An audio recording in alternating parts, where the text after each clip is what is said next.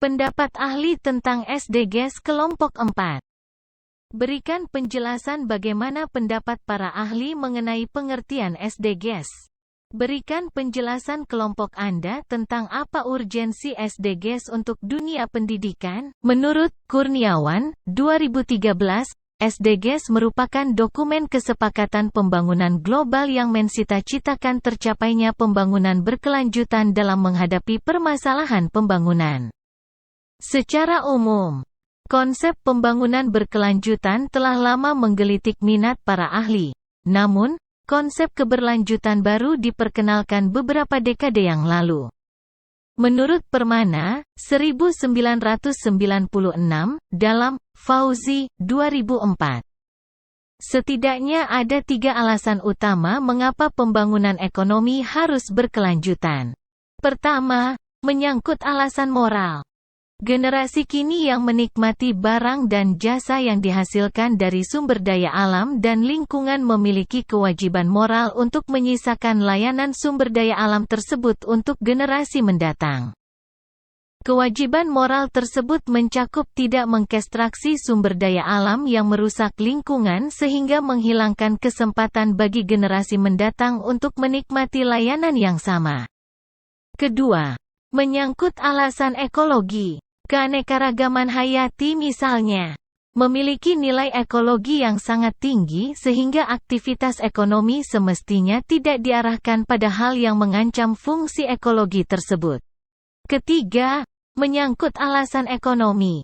Alasan dari sisi ekonomi memang masih menjadi perdebatan karena tidak diketahui apakah aktivitas ekonomi selama ini sudah atau belum memenuhi kriteria berkelanjutan.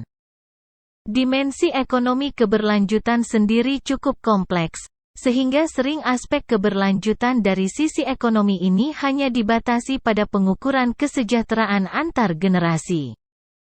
Sustainable development merupakan pembangunan yang mampu memenuhi kebutuhan masyarakat masa kini tanpa mengabaikan kemampuan generasi mendatang untuk memenuhi kebutuhan mereka.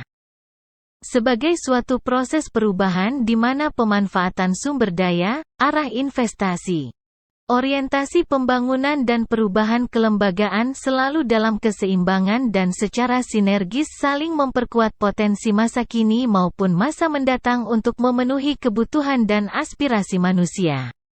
Budi Harjo, 2010. Sustainable Development dalam aktivitasnya memanfaatkan seluruh sumber daya, guna meningkatkan kualitas hidup dan kesejahteraan masyarakat. Pelaksanaan pembangunan pada dasarnya juga merupakan upaya memelihara keseimbangan antara lingkungan alami, sumber daya alam hayati dan non-hayati, dan lingkungan binaan, sumber daya manusia dan buatan, sehingga sifat interaksi maupun interdependensi antar keduanya tetap dalam keserasian yang seimbang. Fauzi, 2004. Menurut kelompok 4, urgensi SDGs menurut kelompok kami dalam segi sarana dan prasarana pendidikan di Indonesia dapat dikatakan masih jauh kondisinya dari kata cukup. Hal ini dapat kita rasakan dan lihat terhadap sekolah-sekolah yang berada di pelosok desa yang letak tempatnya jauh dari perkotaan atau pusat kota.